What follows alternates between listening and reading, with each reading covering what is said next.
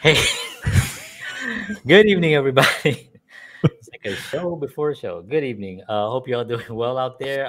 Today, we're going to be talking about the film industry. We're going to be having George and I talk a lot about stuff like this, and usually after a show that we've done, or before a show, or in the middle of the show, or whatever. But we actually have a lot to offer in this area because we're passionate about films and art, and we want to share those views with you. And we want to thank you for being here today. So just hang tight. We'll be right back.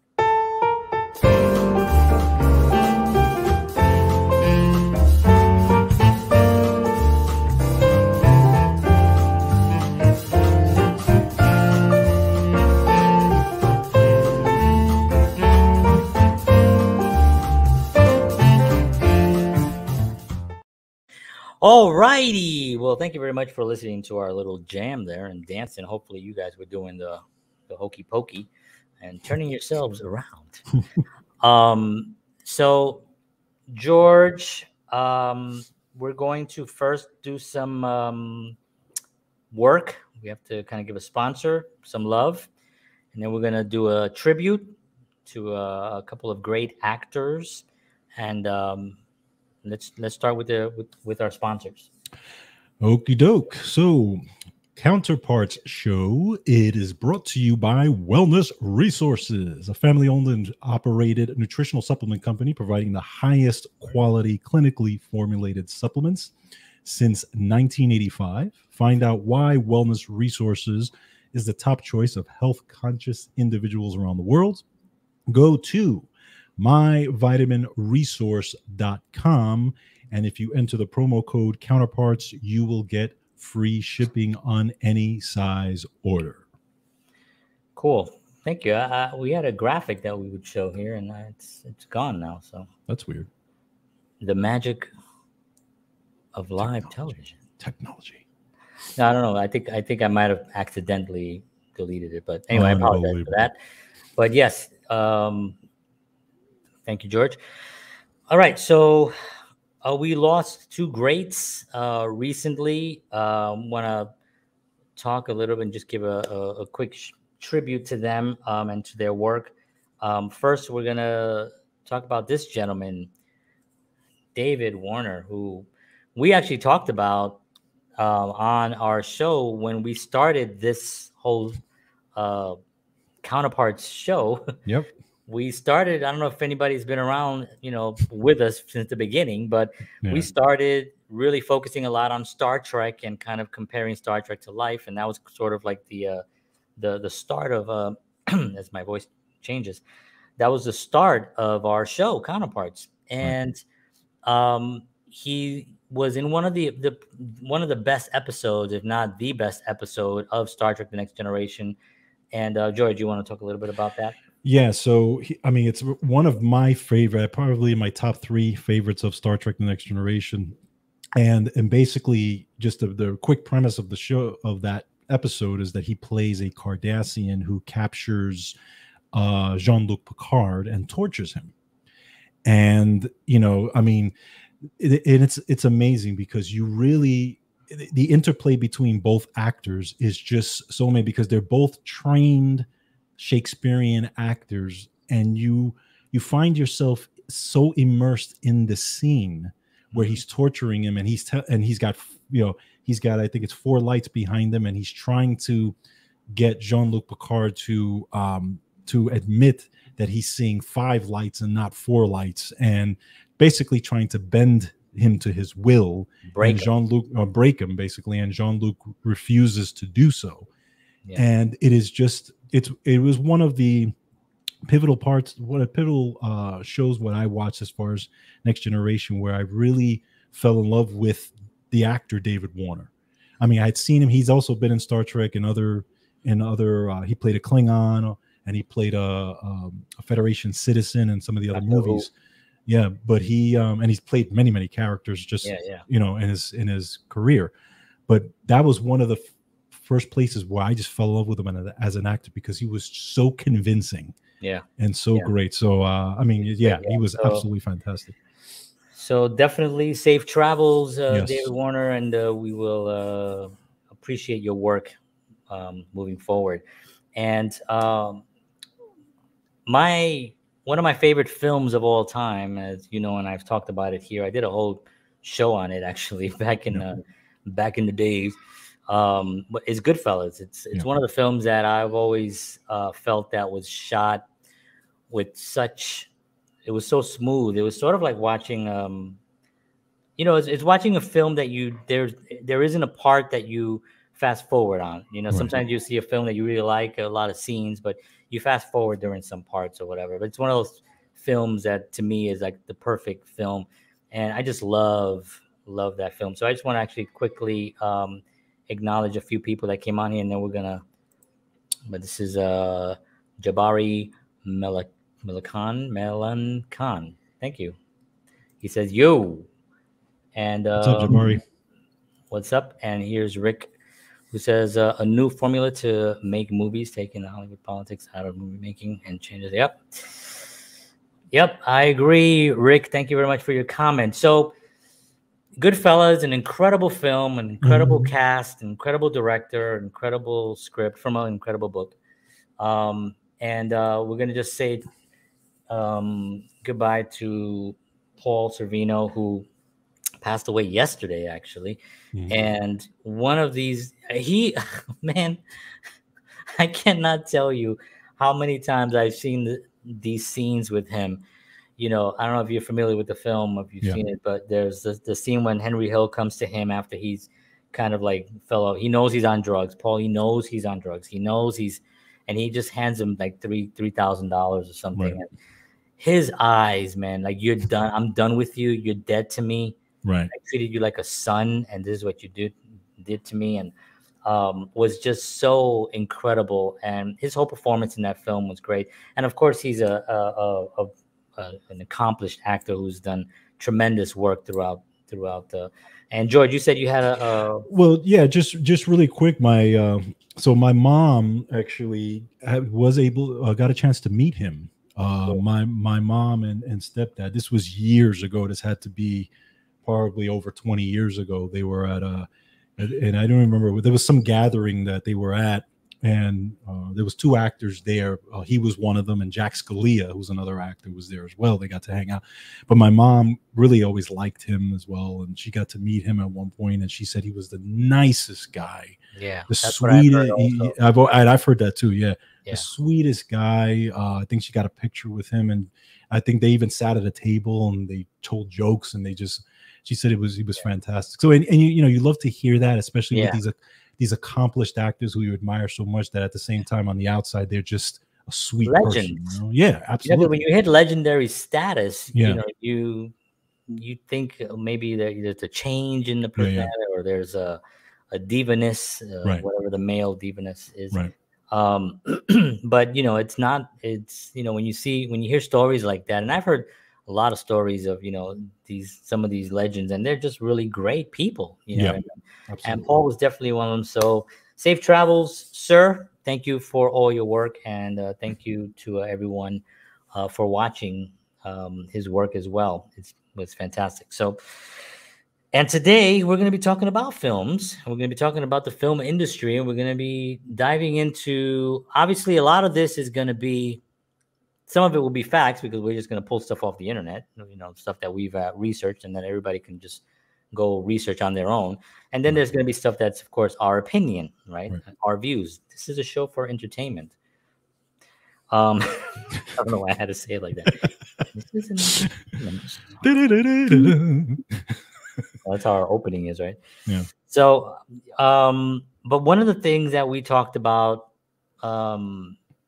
we've covered a little bit, actually, George, you and I, was the fact that a lot of these movie studios have these heads of movie studios, and they tend to kind of bounce around a little bit. They tend to go from one studio to the next studio, and I think this is something that's been going on for a long time. It's not like a new phenomenon. I think since the film industry started, we're looking at like the 20s and 30s and 40s, really is when probably the mid 30s, when things really started revving up, because people started realizing, oh, we can make a lot of money Mhm. You know, like with Charlie Chaplin and Right. Buster Keaton and those guys, they people realize, oh, people do want to go see these films, you know, and then Exactly. talkies came out and all that happened, and then a machine was built, Mhm. you know, early on, and we're going to talk about the early days and stuff, but it's probably been going on a little bit like that for quite some time as far as the studios are concerned. And something that was said here on the New York Times described the shuffle as the latest continuation of a long-time game of rearranging executive deck chairs, only leaving out the phrase on the Titanic. Now, of course, they're being facetious. They're saying basically that it's sort of a sinking ship. Right. And now, is Hollywood a sinking ship? Are the studios are sinking ships? I don't think so. I think there's a shift happening. I think that, you know, you can only go so long creating a certain narrative, you know, that goes Mhm. into one direction with huge explosions and a lot of special effects and all that stuff. Because what happens is people then get destimulated, right? Mhm. They Right. suddenly, now you're watching. I mean, remember when we first saw Star Wars, Mhm. right? Like, Right. oh my God, all the Star Trek movies. Right. It was a marvel. It was unbelievable. We couldn't, you Right. know what I mean? Go back now and watch Star Trek or show Star Wars to a 10-year-old who just got through watching one of the, you know, the Marvel series, right? Right. Right. You know, it's just a lot. You know, there's Yeah. a lot of money that's been invested in showing the graphic. Now, I am guilty of loving Marvel. I have my son is going to be 6 years old in a couple of months, and he loves Marvel, and so do I. So you know, we've watched all of them, and they're great entertainment. But let me ask you a question while you're on that. What is it about Marvel movies that you love?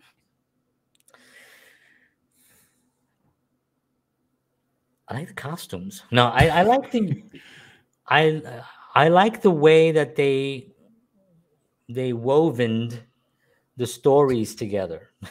Right. They weavened the Like the stories. Marvel universe type The thing. Marvel universe. You know what I mean? Like you can't watch Marvel. Like, see, somebody told me this the other day. They watched and they were lost because they didn't know something. I was like, well, there's actually, if you go online, you can type in how to watch the Marvel series. You know, Okay. all the way from, even if the film was made afterwards, you still Right. want to watch it before. You know, Right. Right. um, like the first Marvel superhero that landed on Earth is not Tony Stark, because Tony Stark Right. is from Earth, Right. Right. but it's Captain Marvel, Right. right? So Mhm. that was supposedly 1995. She crashed into a blockbuster. So there's this kind of a series and this kind of sequence that you can follow along like a soap opera. You know, it took you on a journey of these characters, and Mhm. was there silliness to them? Of course. You know, were the effects amazing? Yes, they were. Most of them. I don't recall one being really terrible. You know, they got better as they went along, obviously. But when you look at that first Iron Man film, that's pretty good film. That's pretty good Right. effects and everything. You know what I mean? Right. For it to be the first Iron Man, and then it just got better from there. But that's what I enjoy about it. You know, it is. People always talk about the story is always important. The stories are. Well, it is a story, and that the story always got me. You know, and you have this evil character. Spoiler alert! If anybody has, wait, I haven't seen all the There's a bad guy. 28 films. But you know, if you know, if you look at Thanos and you look at what his purpose is to kind of, you know, shrink in, to bring down the universe, or to make less people. You know what I Right. mean? That's kind of like a lot of things that people talk about. Maybe the conspiracy people talk about that.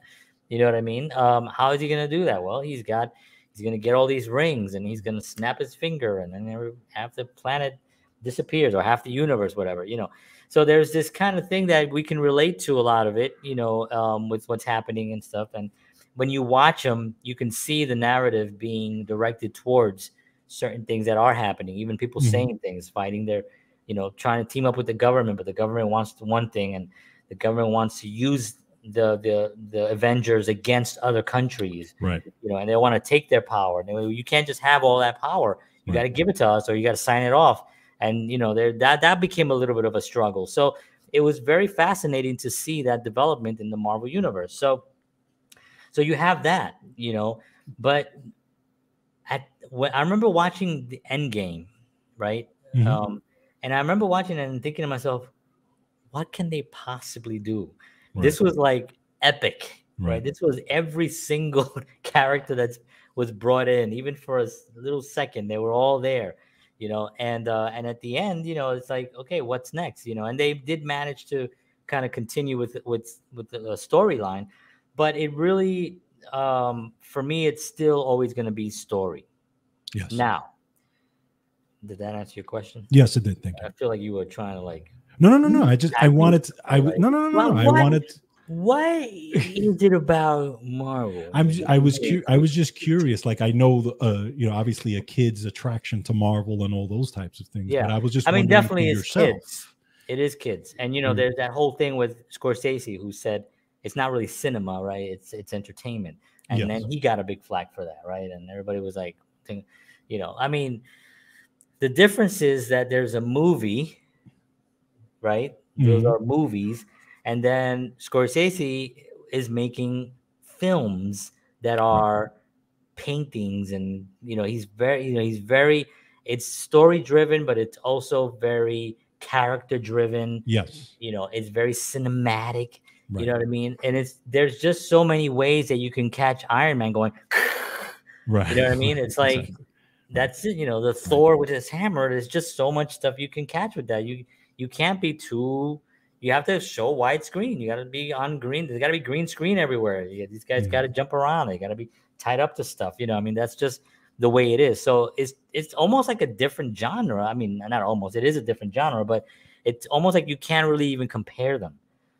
True. You know what I mean? You can't True. say True. Goodfellas Versus Iron and Man. Iron Man. I know. You know what I mean? It's like, which Right. one do you like more? You like Right. Goodfellas, or you know what I mean? It's like you can't do that. So, but again, this is not a new thing, right? You can say, do you like Citizen Kane, or do you like Star Wars? Right. Well, those came out not that far from me. I mean, I guess 30 years from each other, but still, you know what I mean? Like, Yeah. get a film from like get an Elvis film, like anything from Elvis, right? Mhm. Those Mhm. films, Blue Hawaii or whatever. Well, Viva Las look at Vegas, Godfather versus Star Wars. They were around the same time. around the same time, two completely different films. Right. You know what I mean? And both, I think, they were nominated at that, Yeah. for stuff. So, and Star Wars and Godfather was a true story. It was a book written by someone, and so was Star Wars. It was a Right. true story written by. I'm just kidding.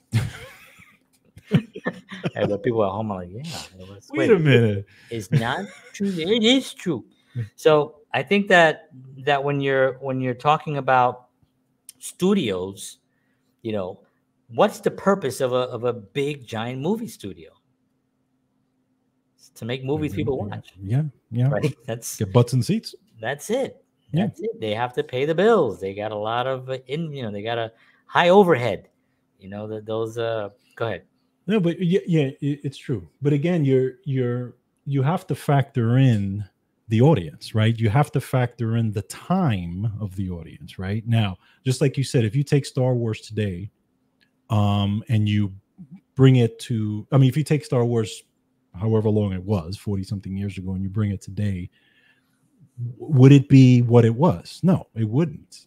I mean, it might still be a good film, but it's not going to compare to these films that are today, because there's some parts of Star Wars that are still, even at how we love that movie, that are still too slow for people of today's age. Correct. They, to me, and from just what, and again, I'm a lay person in this. You're more of the expert in this than I am, but just as a fan of movies and stuff, they're catering to that, right? They're looking at this young generation that wants everything so fast and quick and boom, and or Mhm. are they purposely creating that speed? Meaning, are they catering to it because they think that that's what they all want? See, because you have to understand the power behind a movie studio, right? Mhm. They have the power to influence a culture. Right. right? So Right. when Star Wars came out, everyone wanted to be Luke Skywalker. Everybody Right. wanted to be Han Solo. Everybody was dressing up, and so they influenced Right. that, right?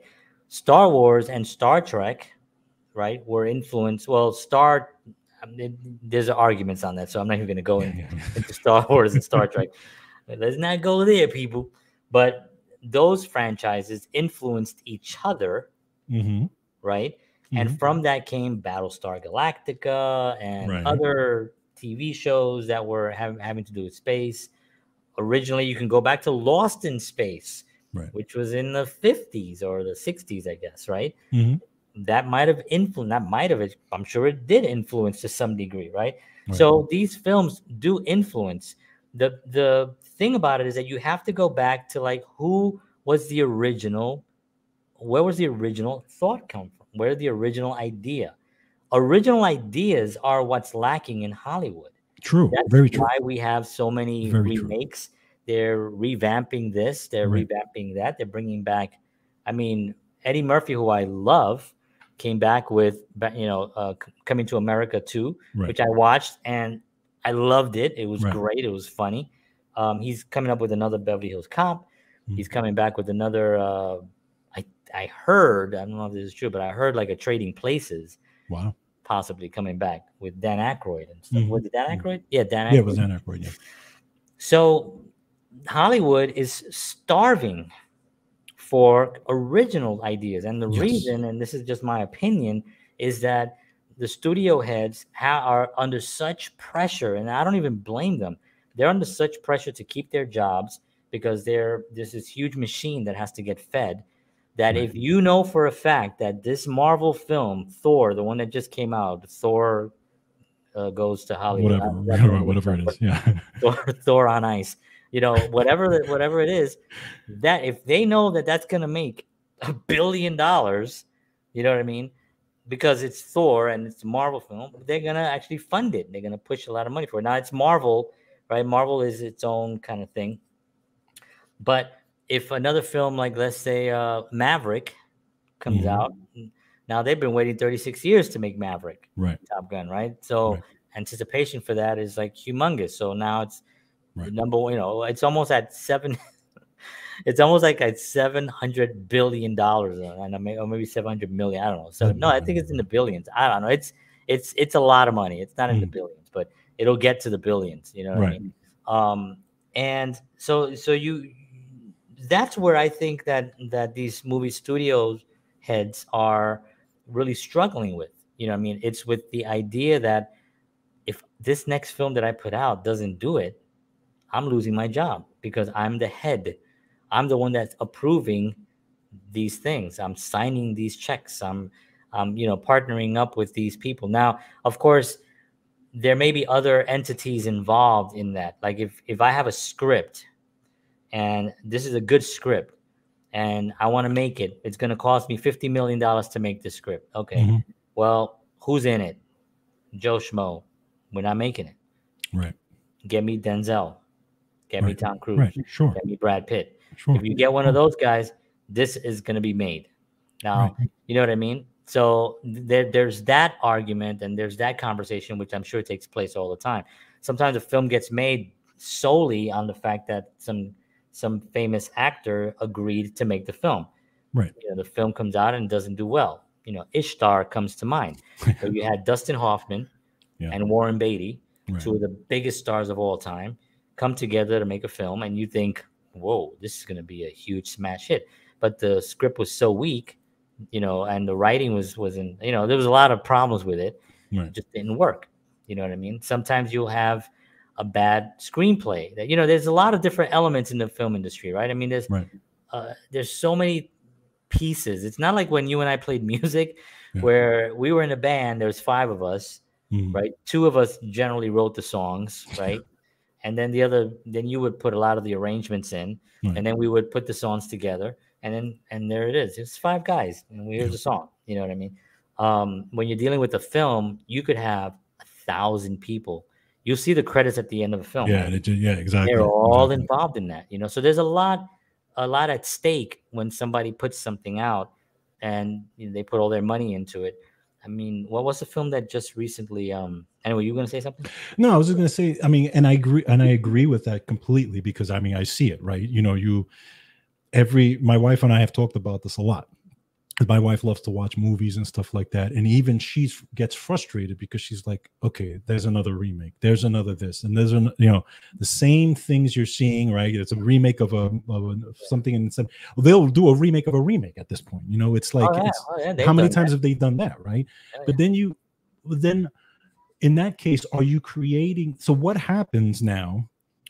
You're creating a generation of film watchers, especially the younger generation, not the older folks like myself or yourself, but youngers that become so dependent on those films, that wouldn't you think that they're hurting themselves, whereas they can't make any other film except that? right. Meaning, you know what I'm saying? So, Yeah, and now streaming has taken over a lot of that, right? right. Because now Yeah, I we mean, we can, television. Yeah, television, Netflix, and all these things have taken over, because and we talked about this with Rick Dugdale on the show. My daughter now is, she's 15 years old. She Marvel is blah to her now. We right. watch, I watched the first Avengers. We were excited about the first Avengers because it was the first one, right? She Yeah, saw the other ones, but now it's not like, it's whatever. She would rather sit and, watch a Netflix show that's a little more of like a soap opera. right. She would like to watch or that has the teens, or that has the, or love story, or the wolves, or whatever, those types Yeah, of things. yeah, But that's more of her fascination now, because she's yeah. I kind of mean, done with the Marvel stuff. yeah. I mean, there's no question that Netflix, when Netflix announced, and I remember it so clearly, that they were going to go into the original content. Right. I was like, original content? What does that mean? What is that? We're gonna make our own. And then you're just gonna just say you're gonna do it. And I was like, why not? And I Mhm. thought, wow. And then Amazon originals, and then Hulu came out, and then I remember thinking, well, this is either gonna go extremely well, Right. or they're just gonna put out what had been on television at that point, which was reality shows, Yeah. because reality shows are very cheap to make, Yep. very cheap to put together, and low cost, Mhm. high viewership. Right. You know what I mean? Right. That's it. That's it. But no, no substance at all. True. And what Netflix did, which I think Netflix has made a lot of mistakes. Don't get me Mhm. wrong. Netflix Mhm. is I've I've been upset with them. I've been happy with them recently. I'm a little bit more happy because they're allowing more people, freedom of speech, and letting the shows actually play, Right. as opposed to censoring everyone. But we'll talk a little bit about that in a second. But um, I think that what they did is they opened the door to the possibility that you can make just as good a quality TV shows. And I think maybe HBO probably opened that door originally, Yes.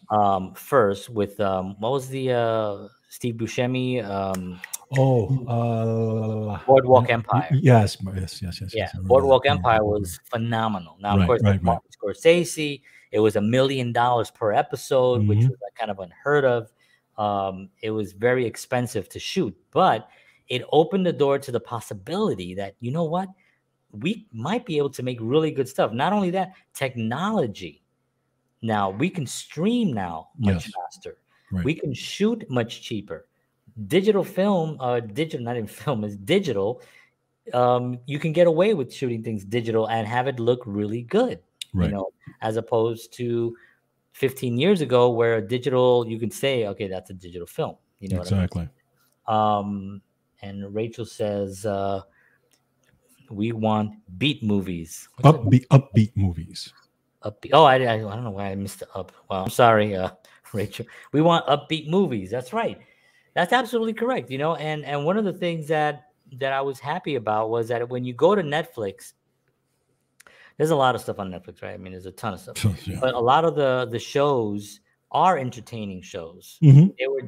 They're also shot really well. Yeah. They're also written extremely well. Yes. It's Yes. it's sort of like they've sort of figured out a recipe of something, Right. and then that kind of like screwed Hollywood up a little bit, because now you have to, not only do you have to get dressed, You got to get in your car. You got to drive. You got to pay 20, whatever it is a ticket is now, which I think if you go to the movies for 4, it's going to cost you over $100. Yes. And if you get all the snacks and popcorn everything, and all, you're yeah. in for 150 Yeah. for the night. Yeah. Right. Where you can stay at home, order in, right. and have your family around a nice size screen TV and watch a film or watch a show on Netflix. And it's very damaging to Hollywood. So there's another pressure that these studios have on why do you think they're remaking it? I'm surprised that they haven't remade, and I don't want to give them any ideas, but Gilligan's Island and The Greatest American Hero. Don't think that those probably have not been on the table, because I'm pretty sure they have. And I'm surprised they haven't done it. But one thing that on looking at theater, going to the theater, is that Netflix will never replaces the experience of going to the theater. It never will. But what history has shown is that people adjust. 30, not even 30. Let's just say, when did Amazon start charging for stuff? Let's say, I don't know, 15, 20 years ago, whenever Amazon started, people were like, I'm not putting my credit card in that computer. Are you crazy? Our credit card right now, with all our money, is everywhere. And it's protected to a certain degree, I understand, but people will slowly get accustomed. There will be what's the word you call? They get acclimated. Acclimated, and there's another word. They indoctrinated into the system that they want you to be in. Netflix is something that you have to do at home. Yeah, but true. And I completely agree that they changed the landscape as far as that goes. Right. But like, for example, for me, you guys know I'm a huge Star Trek fan. The next Star Trek movie comes out in the theater. I'm not waiting for it to come out on, Blu-ray or on Netflix or on whatever. I'm going to the theater because there's an experience there that I can that you can't get at home. Right. In the theater with 100 people in the theater. Love the theater. Yeah. Right. The you know what I'm saying? And it's an experience. That big boot. Now I hardly go to the theater anymore. I can't tell you the last time I went to a movie theater, but I'm the type of person that it has to be a movie like that drives me to go to the theater. Otherwise, I really don't care. Right. But I will go to see that because of that experience and because it's on the big screen and because you're immersed into it, Right. So there's always that little piece. And that's never going to go away because, exactly. You have to, let me just, what Peter says here, he says, when times are bad, movies get lighthearted. In good times, audiences want dark. That's why they do last minute reshoots for the most part. Also, there are international audiences and censorship to consider. Censorship to consider. So yeah, that is true. And I don't know where right now, I guess we're in a harder times, I think, because we have a lot of lighter movies coming out. But I think people, like Rachel said earlier, I think people do want upbeat movies. I think us, just as beings, as spiritual beings of creativity and want to actually explore. Yes, there are. You can't have a film without a conflict. You can't have a film without a problem. Right. You have to have something. You have to have somebody trying to kill you, or you have to have something trying to stop you from reaching some end goal, right? Right. And that challenge has to always be there. You know what I mean? But I think that how to get there, and how the ending, how it actually resolves itself, I think people want they want to leave there going, wow, that was scary. I didn't think they were going to make it out, Right. And then finally they made it out, and I think that that's something that's always going to be there.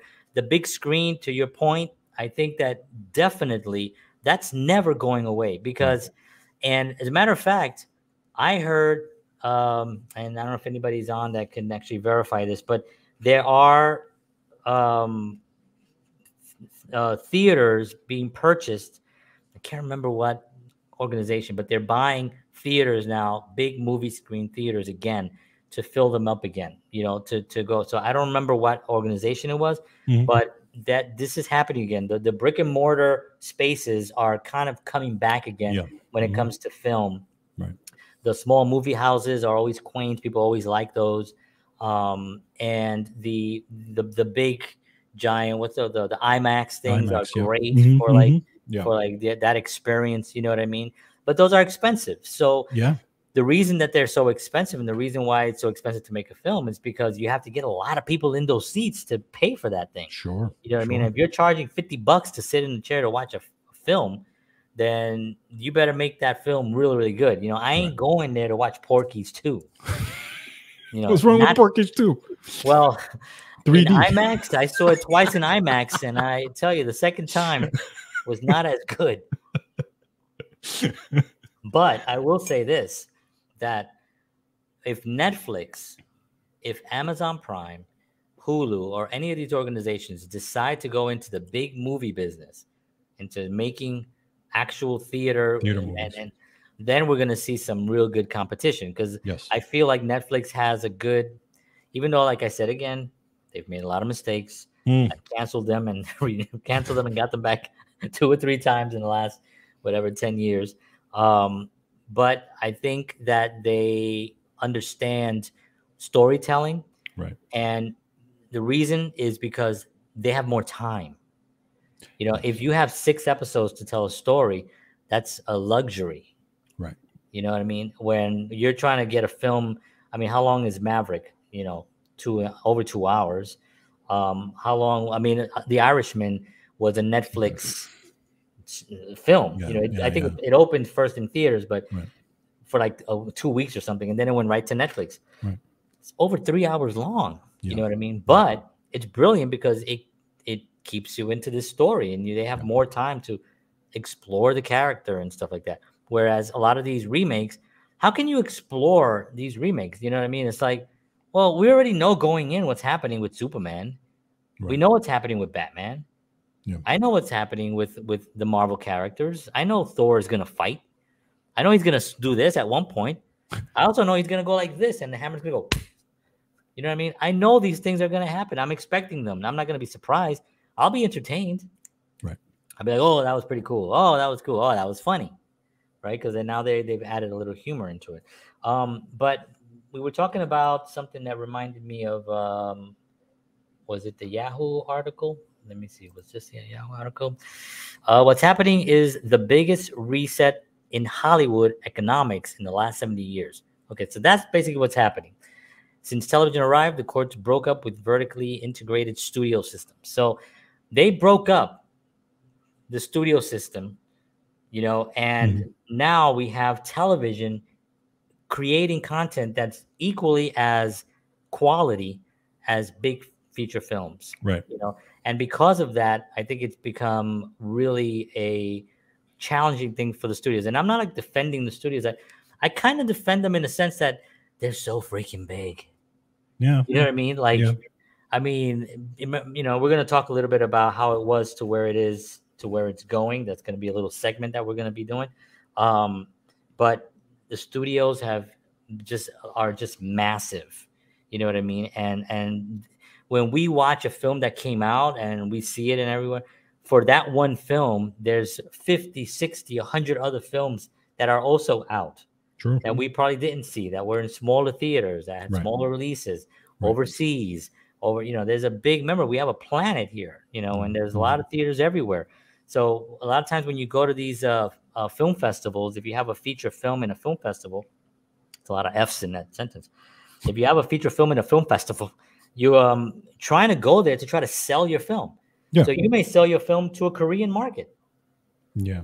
You know, and they'll subtitle it, or you have to deliver it subtitled, and they'll pay you, and they'll sell, you know, you'll sell it to Russia, you'll sell it to whoever wants to buy the film, you know, and and then these other entities in these countries go to these festivals to buy films so they can bring them back to their studios and back to their theaters to fill up their theaters and make money. Right. You know what I mean? So these studios run a massive enterprise here. It's not just, you know, because I hear people, oh, the big studios, no, but you know, and there is that, you know, but there's also the fact that they are drowning in trying to just stay afloat.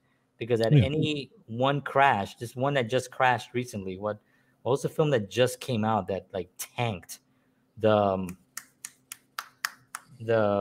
Toy Story, the Oh, robot, the yeah, actually the Lightyear the thing. Lightyear thing. It tanked. But You know, but did you why see? did it tank? Okay, but did you? I mean, again, I what did they do with that character? Right, like Well, they didn't have Tim Allen. That was one. that's number one. But they wanted to make that character the next, Marvel character, Yeah, basically. they thought that was going to be a thing. That was gonna, well, we have Marvel's being successful. Let's take Lightyear and make him like a superhero. You mean Disney or Pixar? Yeah, well, whatever. Right. But Yeah. let's make him like a superhero. Let's make him, whatever, like Batman. You know what I mean? And Yeah. I don't know. I don't Well, know. I mean, look, they have a good franchise, right? There were 4 Toy Stories. They were all entertaining. We watched all of them with the kids. Right. The Buzz Lightyear character I thought was hilarious, but it was hilarious because Tim Allen was voicing it. Yes. That's my opinion. Tim Allen's got a funny voice, and when he did that, for those 4 films, alongside Tom Hanks's character, Right. it really worked. And from what I've heard, and I haven't seen the film, so I can't really judge it, but from what I've heard from people who have seen it, was that it just didn't work anymore. It wasn't the same chemistry that he had.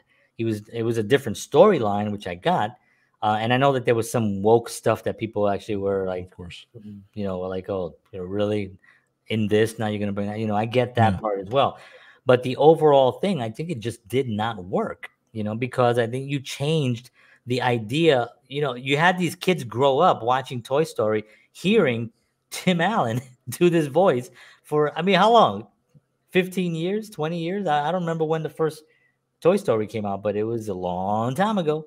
So these kids that are now in their 20s, right, they probably have kids of their own, bringing their kids to see it, but their kids have watched all of them. Now they're all excited. Oh, Buzz Lightyear's coming out, and then Buzz Lightyear comes out and it's like. But from what I understand, now Tim Allen doing that character is always going to appeal to kids, because even in his delivery, he's going to appeal to the kid. Now, when you put somebody different in there, but it's not just putting somebody different in there. It's also what you're doing with the character, right? What are you doing with, you know what I'm saying? You're completely changing. It's like, again, it's like how many times where you, except for maybe the Marvel, but how many times will you do a film and then you do part 2? Part 2 is never as good as part 1, right? Very few times. Very rarely. When you go into 3 and 4, into 3 and 4, you're losing money at this point, right? Because very few movies have actually succeeded. You're looking to sell it really quickly to a market, right? Just to make a little bit of money on the back end, but definitely not on, like the worst being the Superman films. The early ones with Christopher Reeves. The first Superman film, fantastic. I love Christopher Reeves. The second one, I enjoyed it. You had Khan, not Khan. Khan was in Superman. What was his name? Zola. Oh, you're talking about what was his name? It was a great character, man. The 3. You talking about? Yeah. No, now I forgot his name. Zogan or something like. I can't remember. But anyway, Zoltan. Somebody knows that. Can you put that up, please? Tryptophan. Just making stuff up now. Eterol. Prolia. Lithium and Eterol. I can't remember what thing it was, but anyway. General Zod. Great film. Yes. And then 3, 4. I don't even know if they came up with a 5, but just really that was just now The Godfather 1 and 2, fantastic films, bro. Right. So you can strike twice if you do it the right way and fast enough that people still remember. Yeah. You know what I mean? Of course, the Tom Cruise thing is 36 years in the making, but that's different. That's Tom Cruise, and that's a different thing. And that also had a really uplifting story as well. Right. To Rachel's point. The Minions film that came out recently also did really well. Mm-hmm. Also has a good story. Let's just look at some of the top films here because we're getting off track. I knew this was going to happen, George. I told you this was going to be one of our. John, how dare you even have an How agenda dare for this? you get off track? Number one is Nope. Everybody's been looking forward to this film. I think this, Keenan, I think is what's his name? Key and Peele. No, what's his name? No, Jordan Peele. Jordan Peele. Fantastic. He's great. Thor, Love and Thunder. Love and Thunder. I mean, my wife said it was horrible. Yeah, I know. I heard it was pretty bad, but people were looking forward to it, and people like the guy Chris. He's pretty cool actually in real life. I've seen a lot of his stuff. He's really cool. The Minions doing really well. Again, positive stuff. What does that say? Where the Crawdads Sing. I can barely see this actually. I'm sorry if anybody can see it. Top Gun, Elvis, Paws of Fury. Is that the Chuck Norris movie? Cartoon. The Black Phone. That has to do about the BlackBerry. I think that's the history of the BlackBerry. Jurassic World. I don't know what that's about. Miss Harris Goes to Paris. That rhymes, so that's probably how that film got made. Hey, Miss Harris Goes to Paris. That kind of rhymes. Let's have a film. I don't know what that film is, but that seemed more interesting to me than anything else on there. I like the Maverick. I like the Minions film. So the studios are putting out stuff and making a lot of money. You saw those numbers there, 200 million, 300 million, 600 million for Maverick. But like I was saying before, the originality is still where things are struggling. So let's go quickly because we're 15 minutes left. It's our show. We can do whatever we want. That's true, right? We can. This is our world. And by the way, if you're out there, we really appreciate you listening to us chat, and we appreciate the comments. Absolutely, comments and join the discussion and join in, and you can tell us to go home because I'm already home, and so is George. But you can tell us to, anything, any suggestions. So, all right, we want to do something real quickly called How It Was, Where It Is, Where It's Going. These are all opinions, obviously. And this is about the film industry, where it was or how it was. So in the 40s, movie studios would sign an artist to a contract. Now, there was MGM, there was Warner Brothers, there was Paramount, right? And there was another one. There was smaller ones that were run by Desilu. Remember Desilu Productions? There was the one with, what's his name? Charlie Chaplin started. Mm-hmm. All these were film companies, and they all put out these projects. But you would sign a person, and that actor or actress could not do any other film unless it was with your studio. Now, sometimes a studio would lend out someone. Like a good example is MGM had this Wizard of Oz movie they wanted to make, right? But they wanted Shirley Temple. Now, Shirley Temple was the biggest child star at the time, but she was signed to another studio. I don't remember if it was a Paramount, I don't know which one, but she was signed to another one. So they wanted to bring her over. They couldn't work out the deal. They got Judy Garland, who was already signed at MGM. And, of course, the rest is history, right? So this is what happened back in those days. Now, another thing that they did was whenever you would sign an artist, that artist now went to school. They learned dialect, because remember when the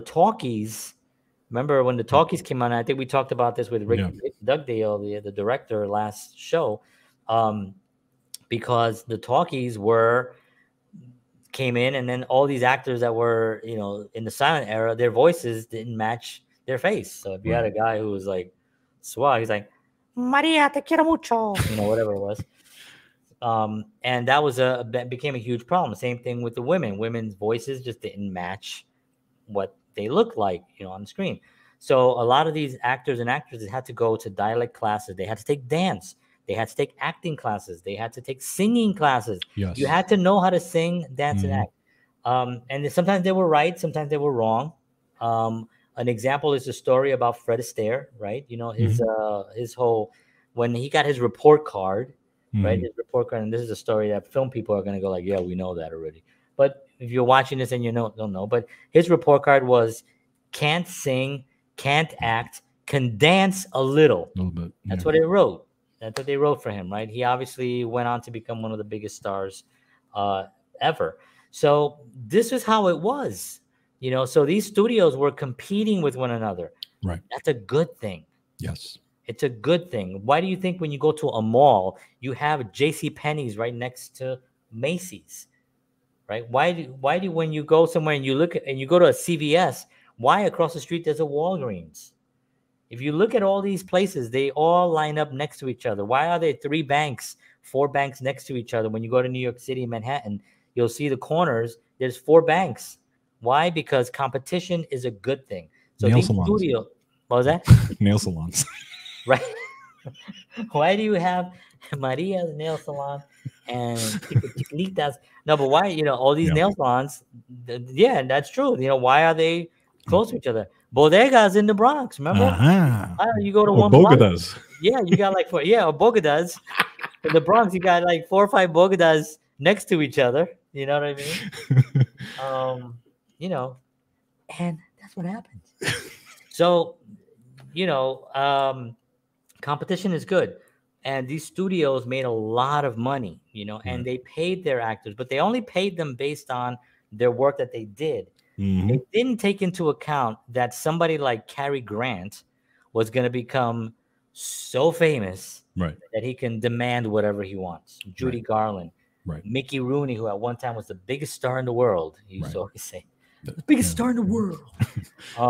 You know, and this became the actors and the stars became more empowered, right? That kind of broke up things a little bit, because now it's like, well, I don't want to work on this with you. I want to go to MGM now. I'm going to go to Paramount, and they couldn't hold them anymore. The contracts and all that stuff fell apart. So now you don't have that anymore, right? Now the studios are kind of, you know, you don't get signed to a studio, you get signed to an agent or a casting person or something, right? So that's how it was. Do you have anything to add? No, I completely, and it makes sense. And actually, it's interesting that you say that, because you can kind of relate that to all the entertainment industries, or all the industries that generate revenue. Sports is like that, right? That's a good point. The sports, if you look at the old sports stars, it was the same type of deal, right? They you know, the old, just look at baseball, for example. The old baseball guys used to play ball, and they actually had a regular job. They didn't have all these huge things, blah, blah, blah. Then what happened? They became so huge that they got so empowered that they had to demand these contracts that were, you know, huge. And then it was like, no, I'm sorry, but let's talk why they got huge, right? Because there was interest. Well, yes.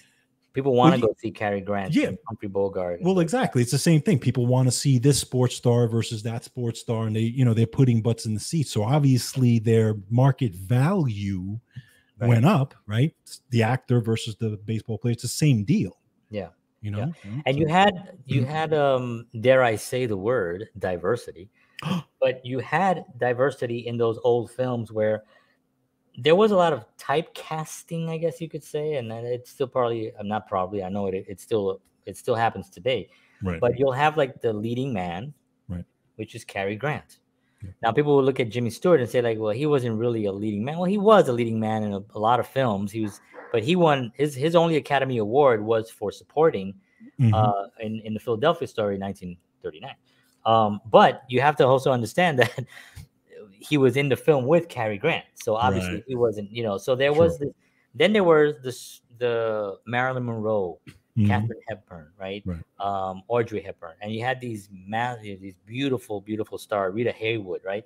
But then you also had Judy Garland, right? Judy Garland wasn't the bombshell. She was a character actress. She was pretty. She could sing, she could dance, and she can act, right?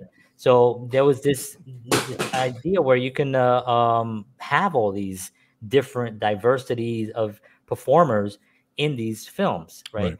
Whereas today, if you look at every single one of the Avengers, well, they're all like the most incredibly looking people, you can put in a room. They're all just good looking people, right? I mean, Right. it's not that maybe Rocket, you know, he's the whatever you call him. Yeah, so I mean, I think that was the way that it was set up was so it can work within that system. Because remember they were broken up. So we need a leading man, we need a Right. leading female, we need a leading blonde man, we need a leading blonde female, we need a funny short guy, we need a funny good looking tall guy. There's your Danny Kaye. Yeah. There's your, you know what I mean? I can't remember his name, but all these guys, you know what I mean? So the studios had to do that kind of casting, right? So that's the way it was in the 40s and the 50s, and then sort of around the 60s.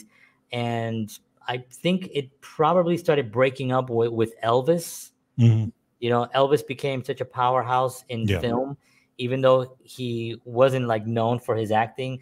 If you look at his first 3 films, Jailhouse Rock and Love Me Tender, were really good films. Yeah. You know what I mean? Were really good films. He actually did a really good job in those films.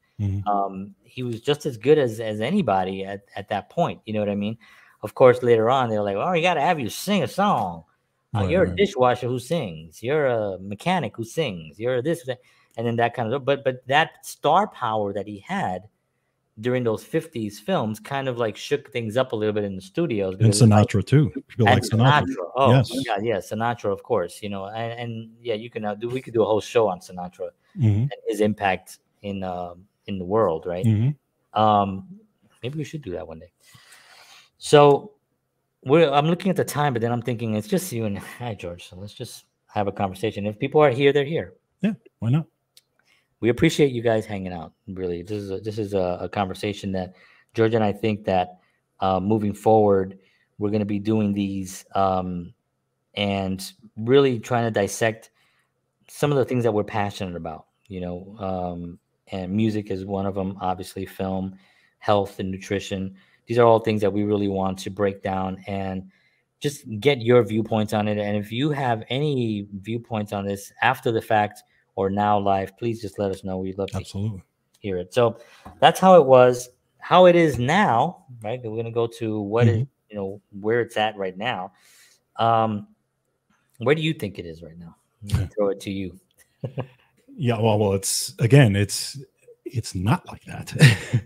Right. No, I mean, I couldn't even say. It's just so the actor, the actress, to me has the ultimate power in everything. But and the other thing is this.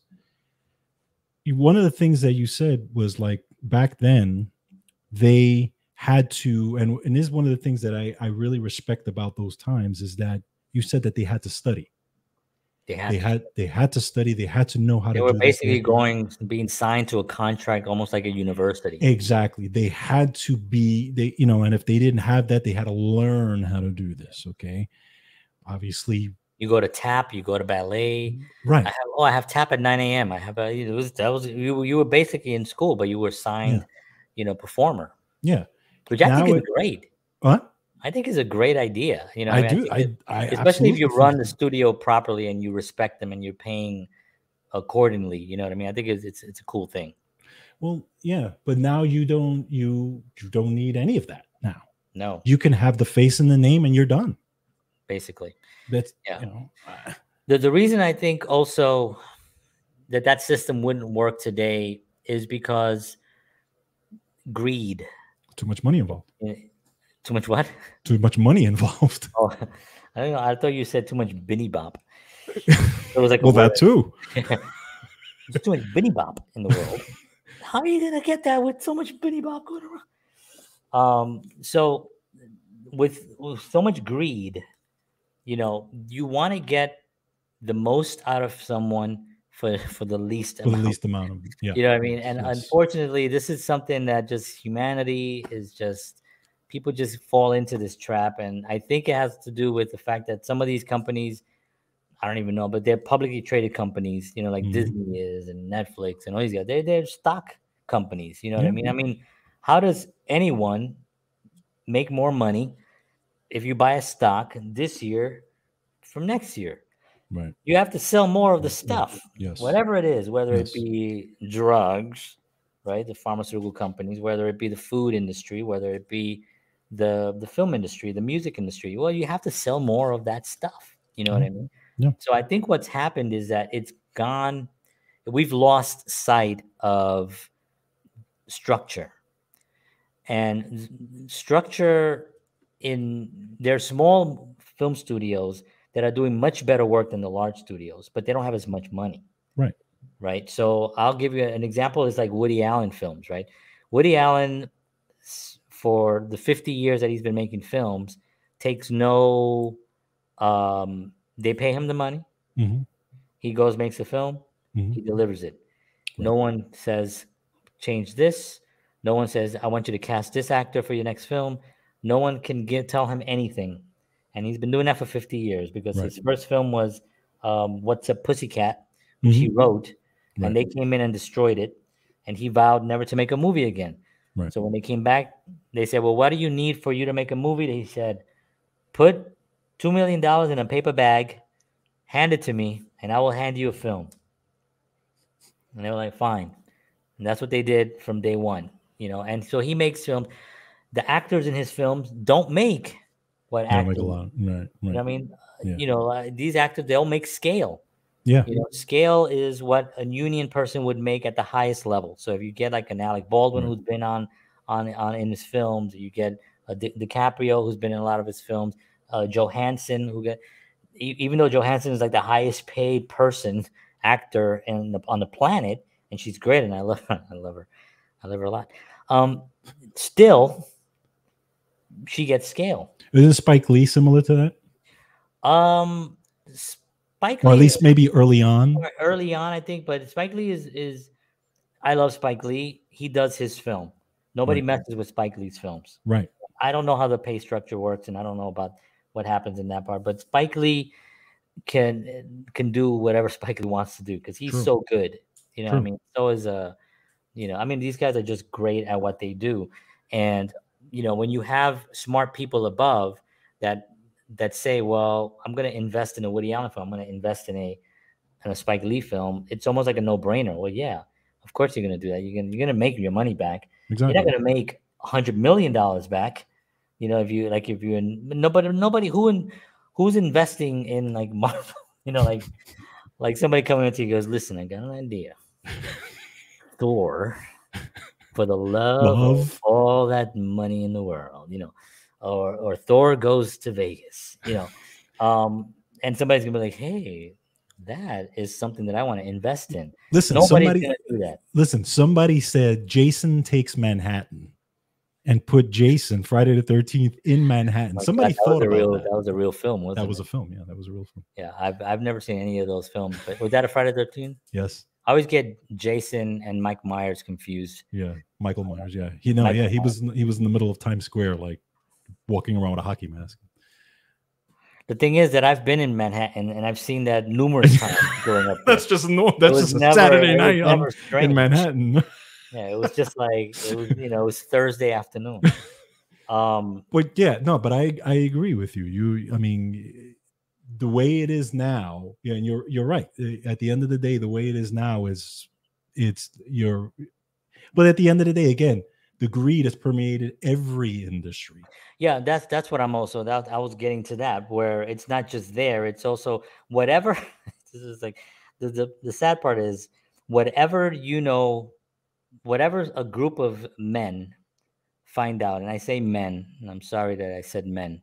If any women are offended and you're corrupted, I apologize. But whenever you get a lot of group of people together, I don't know why they want to be involved in that group.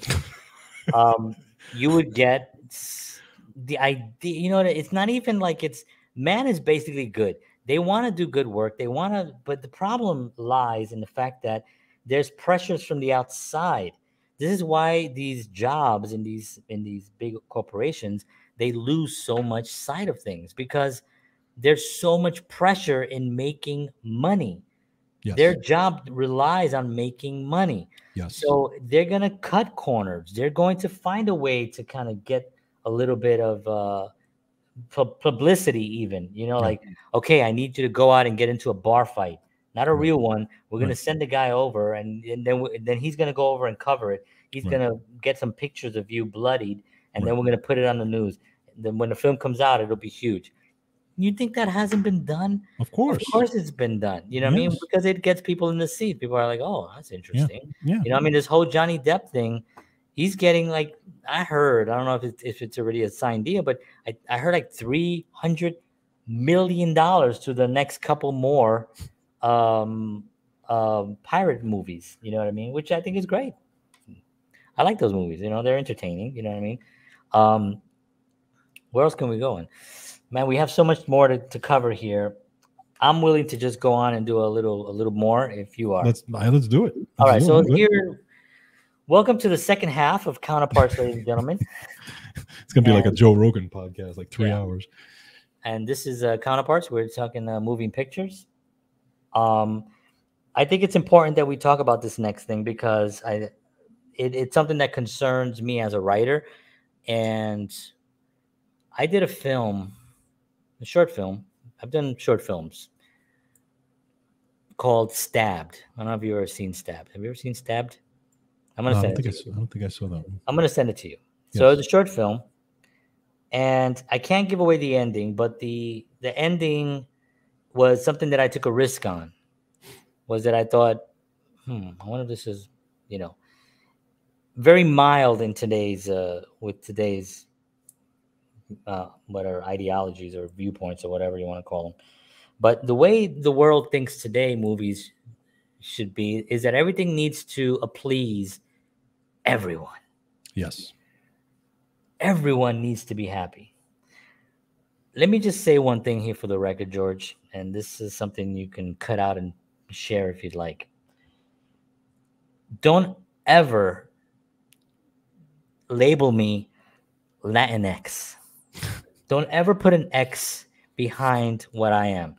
I'm a Puerto Rican man born and raised in the South Bronx, struggled, worked my way out of there, managed to have a wife and kids and make some money and make films and music and all that stuff. I'm not going to be brought down to a simple X because to please anyone. Now, that may be a little bit, but the reason I say that is because in film, everyone has to be satisfied. So now I heard an interview with someone with this new film coming out, the Black Panther, Wakanda's Revenge or Wakanda's something, For the Love of Wakanda, whatever it's called. But, and I heard someone talk about that, that the film is going to really open up the Latinx community. And I was like, man, you had such a great film with Black Panther. Black Panther was a great film, and we tragically lost, what was his name? Chadwick. Chadwick, yeah. Yeah, and it was just tragic, the guy, great actor, great at that gig, and he kind of understood the importance of what he was, right? And I feel that just watching that one interview, and I don't know how the film is, it may be fine, and I apologize if anybody's offended. No, I'm not apologizing. Actually, I'm sorry. I don't know why I apologize. But you see what I'm saying? Why did I just go there? That's John Henry Soto at hotmail.com. If you want to write that. At AOL. No, but here's the thing. Like, I just said something that I really believe in. Why do I have to apologize for that? And I don't have to apologize for it, but it's because this culture has been, again, everyone, this is the second half of our show. It takes a turn. This is the if you manage to stick around this long.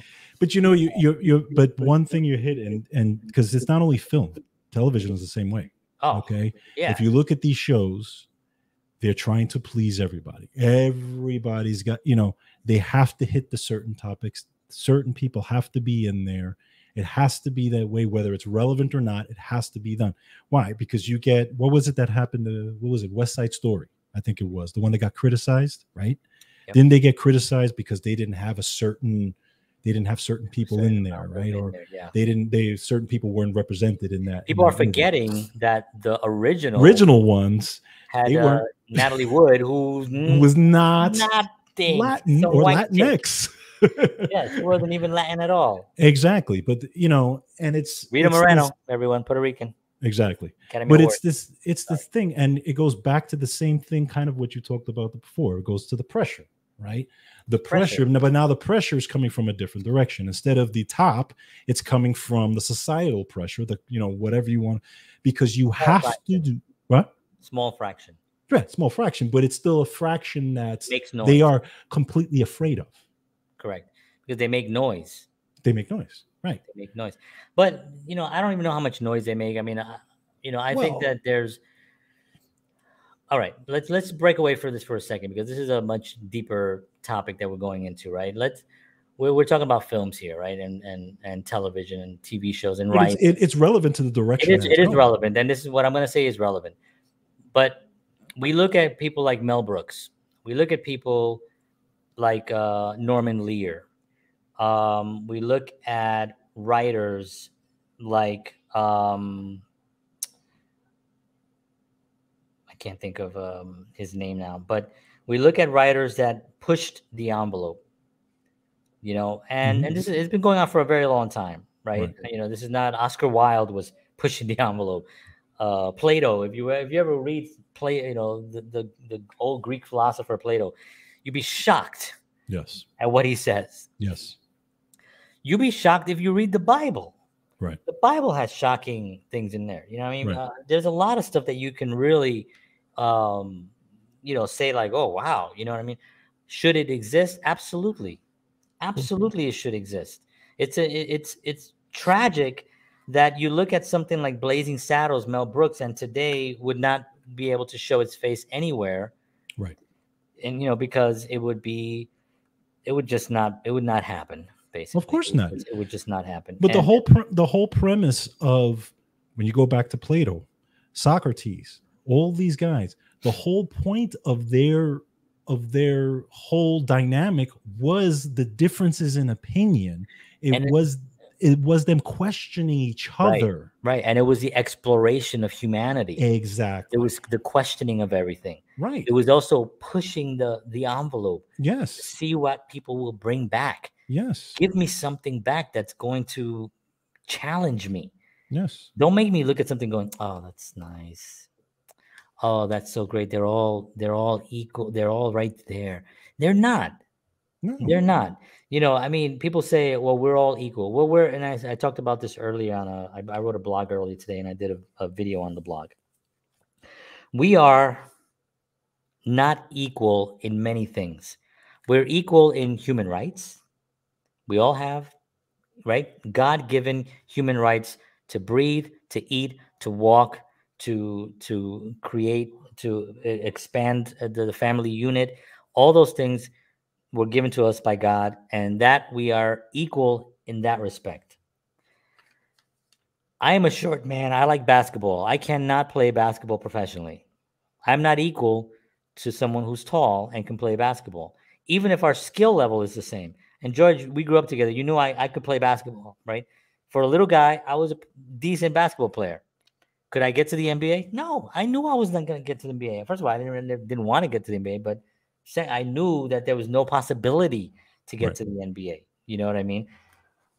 So there's physical stuff, physical things that we're not equal on, right? Okay, that's fine.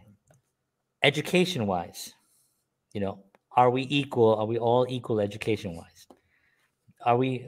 It's impossible. No. We can't. No. First of all, I didn't like school, so that right there takes me out of the mix. Right. So this whole thing of equality doesn't really exist. Everyone is different. Everyone brings something beautiful to the table. Mm-hmm. And that's what makes it interesting, is the fact that we are different.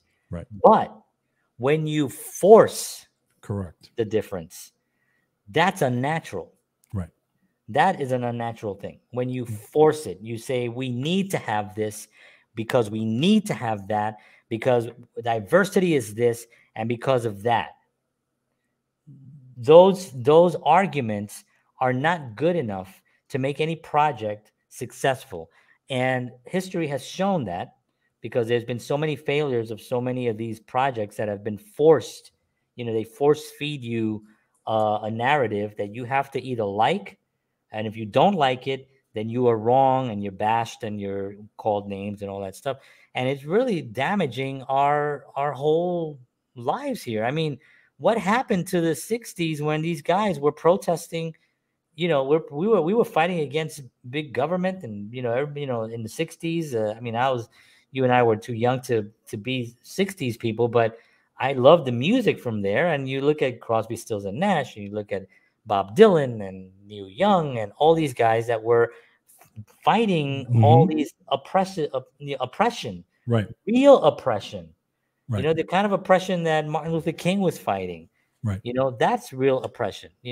Fighting a film because they don't have a Latinx, it's not oppression. It's not oppression, especially when it's coming from somebody who's on their laptop who wants to bash capitalism and is drinking a $6 Starbucks. But the point is that even in film, I see it. Okay, like when I look at a film and I see, okay, this person was represented. This person's in there. I know why they're in there. They're not. It's so obvious. Too. It's so obvious. It's not like obvious. It's like it's so different than Gene Roddenberry. Gene Roddenberry in the 60s, go back to Star Trek, right? He included everyone in there. He was an all-inclusive guy before all-inclusive was even a thing. And he was pushing for that because he thought that was a different reason. It was because it wasn't allowed. It wasn't allowed. And what did he do? He punched through that wall and he said, no, I'm doing this. He took the biggest risk of anyone in the 60s at that time. To be a black woman. Exactly. I want the science officer to be a Vulcan. Not only that, even before that, in the first pilot, the number one was a woman. That's right. Who did that? That's right. Who did that? You know what I'm saying? And we're talking about the 60s. And we're talking about the 60s, but now when you look at it, it's because I have to put the person in. I have to represent this. I have to. And you just see it and you're like, yeah, you know where this is going. Right. Matter of fact, my wife and I watch these certain television shows and we can see it coming. Yeah. And it's like we look at each other and we already know. Yeah, we know where this is going. We know who's going to be in there. We know which two are going to match up. We know it's already there. And it's not to say that that's not a thing. Right? Of course, it's a thing. But it from being at my age and our age, we've seen enough films and enough TV shows to know when it's being forced, right, and when it's a natural thing. Exactly. I'll give you an example. Is All in the Family, one of the greatest shows of all time. Oh my God, I love that show. How much racism was on that show? Yes. Right? It was blatant, right? Yes. And not just from Archie Bunker. Right. George Jefferson was a racist. Right. Right? He was a racist. He was. Yes, he was. Clearly. And then you had the very, very, very liberal Mike. Mike. Yeah. Who Mike really, I remember the scene with Lamont when Mike was trying to tell Lamont about his people and how they were being oppressed. Right. And Lamont was like, yeah, oh, so you know how it's like. Yeah. You know what it's like. And he's like, no, I don't know what it's like. He goes, oh, so you're fighting for me. Yeah. You know what I mean? And that was such a pivotal moment in that series because it kind of shows that, like, listen, man, Martin Luther King, Malcolm X, Jesse Jackson, you can go back to, Dinkins, who did a lot of great things, things for Jackie Robinson, Jesse Owens, Muhammad Ali. There have been a lot of people to actually break that barrier, and that barrier is weak. It's as weak as it's ever been now, but it gets strengthened by this whole thing. And why don't we just make films? You know what I mean? Like I casted, somebody brought this up to me. I casted somebody, and he was black. It literally, George, I swear to you that it did not, it didn't come into play as to why I wanted him. He was a guy I met on a film set. He was good. And I was like, hey, I'm writing something. You want to be in it? He was like, yeah. At the time when I asked him, I didn't even know what I was writing. I just knew I wanted him in something. Right. I went and I wrote something and he was in it and we shot it and it's all done. Right. There was no, okay, now I have to have this in here because I have to make a, you know what I mean? I didn't think about that. So I just want it to be clear that when that decision gets made, it's very obvious and you're not doing anything that's groundbreaking. I'm sorry. No, it's just very obvious. And it's actually, you know what? It's kind of boring. I agree. It's kind of boring, I agree. And it just hasn't been, it just hasn't worked. So being offended is the last thing I'm going to talk about today, unless you have something else. Being offended in film, being offended on TV shows, being offended with music, being offended with statements, being offended politically, whatever it is now, is being canceled at grand scale. I don't know if you've been on the internet lately, but if you've been offended, there's a chance that there's somebody giving you the middle finger and telling you, too bad. Right. Everyone, not everyone, but a lot of people are now actually coming out and saying, if you're offended, you might not want to be here, including Netflix, right? As employees, we support the principle that Netflix offers a diversity of stories, even if we find some titles counter to our own personal values. Depending on your role, you may need to work on titles you perceive to be harmful. If you find it hard, I can't remember the rest, but if you find it hard to be here, Netflix may not be the place for you. And that's okay. You know what I mean? Like I'm not going to work somewhere where I just don't feel that I believe in their values. Right? I'm not going to go there and force myself to be in there and be like, hey, you guys got to do it my way. No, I'm just going to not work there. I'm going to leave because I don't want to. I don't want to be part of that. You know what I mean? But this whole idea of I have to have, I can never be offended.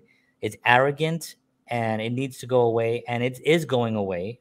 And I'm happy to say that even some of these platforms have been a little bit, not much, but a little bit more lenient on the fact that you can say things, because a lot of things are, you and I, George, we talk off camera, obviously. We talk a lot about stuff that's coming out, that's been publicized, mainstream media stuff that's huge right now, that's massive, you know what I mean? It's all, a lot of stuff is coming out, and those that were fighting it kind of have to eat crow, Now, it's not nice to rub it in their face and say, I told you so, or whatever. But at the same time, it's sort of like, you can't be offended anymore. No. You can't be offended if somebody says, I disagree with that, because you think that you're right, because you may not be right. Exactly. And again, this goes back to, this goes to a couple of things, a couple of points: personal responsibility, personal choice. Again, going back to the Norman Lears of the world, the Mel Brookses of the world, okay? When All in the Family was on, first of all, Norman Lear, the whole point of Archie Bunker was making a point about how racism was terrible. How racism is, and he was making a point and about how it makes no sense. Exactly. That's the point of All in the Family. But it also made some other points about how it goes both ways. Correct. That to me was the most fascinating thing about the show. Yeah. Now you can't look, so of course the person's going to go back to that, and the offended person's going to go back to that. Just look at it at the face value without digging deep into what the actual message was and say, oh, you can't. We have to cancel All in the Family. You got to get rid of all that stuff. Okay. Right. I'm surprised they haven't yet. I know. I'm surprised. Not only Mel Brooks, George Carlin, and Norman Lear stuff. Yeah. Because all three of those. Let's go Eddie Murphy. Let's go Richard Pryor. Right. Let's go Freddie Prinze. But the problem is, again, in this day and age, the idea of personal choice and personal responsibility for what you are consuming or for a while anyway, went out the window. Instead of you saying, if you don't like it, you change the channel. If you didn't like what Howard Stern was changing, you're saying you change the channel. Right. You didn't like All in the Family, you change the channel. You didn't, if it offended you, okay, well then you go somewhere else. There's Right. there's so many other places you can go, especially now with the internet and all this stuff, right? Right. But it's that personal responsibility that people need to take. Yeah. You know, And Howard Stern is a good example because Howard Stern is one of these guys that was fired a lot of times right? for stuff because of offending people. Exactly. But at the end of the day, and I I'm sorry to say, but Howard won. Yeah. Howard won. He's been Yeah. on the air for whatever 40 something years now. Yep. Yep. He's still going strong, not going anywhere anytime soon. And I think that that's one of the examples that people can look at. Although I don't follow his stuff now, and I don't believe a lot of the stuff that he currently I never really followed Howard that much because of the sex stuff. Like he Right. was Right. very into the porn stars and into all this stuff, and I was not really into that because I didn't find it entertaining. I found entertaining because he was funny. He was funny. Yeah. He was funny. That part of it was just more like shock value, whatever, which I didn't think it was that good. But does he have the right, if he has an audience, to do that? Absolutely. Sure. Absolutely. You know what's the frustrating part is that everyone has a right to Of communicate, course. whether Of you like course. them or not. Of course. And Absolutely. it's like what Ricky Gervais says, like how arrogant is someone to think that they can go their whole lives without ever being offended? Hey, How look at that. arrogant are you Look at that that. you think you have the right to go your whole life without being offended? I mean, who are you? Where did that come from? It's got to be something that's been indoctrinated into younger people, because those Right. are the most. You don't see people our age like protesting. Yeah. It's usually younger people, but I think our show took a different turn.